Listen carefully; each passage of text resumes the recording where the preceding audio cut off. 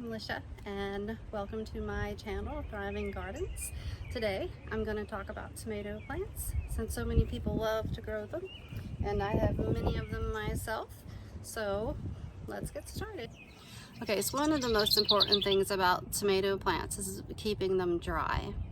Now, to do this, you want to avoid watering your tomato plants from the top whenever possible. It's best to water them at the base. Either use a watering can, drip irrigation, or a hose. And you're going to do that until the water runs out of the base of your container. You really need to watch your containers to make sure that they stay moist. You don't want them overly saturated because too much water can cause root rot. The best way to make sure that they are staying moist is to get a moisture meter. It's a basic one. You can pick one up from Lowe's or someplace like that. They're pretty inexpensive, usually about $10. One of the other things you're going to want to do is thin out your leaves. Now, mulching is very important too because it helps keep fungal spores that might be in your soil from splashing up onto your foliage or your leaves. Then it also helps prevent viruses from being able to get up onto your foliage. It will help keep your roots cool and retain moisture, so you're not going to have to water quite as often. Now, with me, I always like to take off the lower leaves that are closest to your soil. This will help increase your airflow, and it also helps decrease the chance of anything splashing up onto those leaves and then spreading throughout your plant. You also want to make sure that you prevent insects as much as possible because they'll carry disease with them.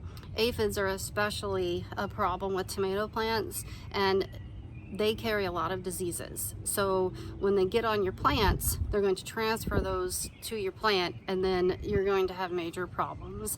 Once a tomato plant has a virus, or any plant has a virus, there is no way to cure that virus. So you're going to have to get rid of your plant, and then that's frustrating because if you don't get rid of it, chances are it's going to spread to the rest of your garden, and then everything's going to have to be destroyed.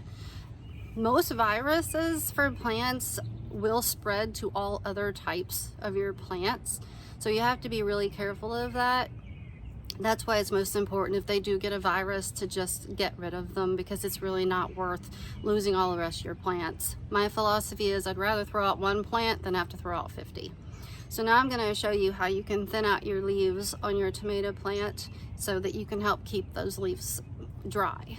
And you can see how close this leaf is to my soil, and you can tell, it's going to prevent airflow from getting up under there. So I will take this one off, and I always use sharp, clean pruning shears. You want to make sure that you have sterilized any of the equipment that you use with your plants.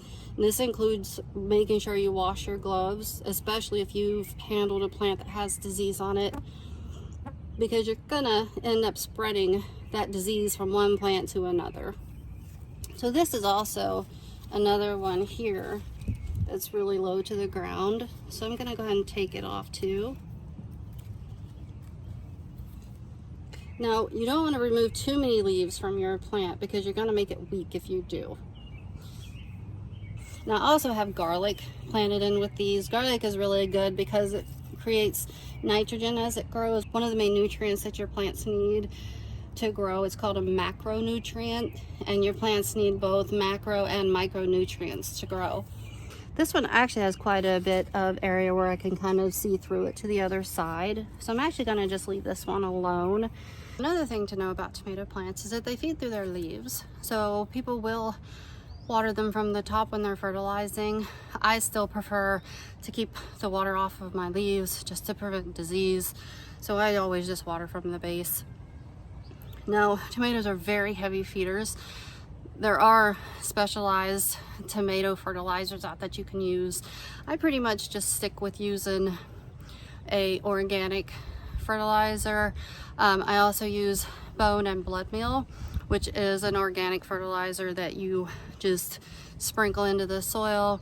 The bone meal you do have to mix in. The blood meal, you just sprinkle it around the outside of your container at what's called the drip line, which is just where your plant leaves end. You're just going to put it around that part, that area. And then also with tomato plants, you want to make sure that you pick your tomatoes often when they are ready, because if you don't, it's going to slow down with blooming because it's putting all of its nutrition into making those tomatoes. You also want to make sure anytime you take any leaves, anything like that off of your plants, that you get rid of it, because you don't want to leave any of that stuff laying around. It will just harbor disease and insects, so it's a really bad idea to leave that stuff laying around. I normally carry a bucket with me so I can throw things into that and just get rid of it right away. That way I'm not walking around my garden having to pick stuff up, throw it in there. It's very time consuming.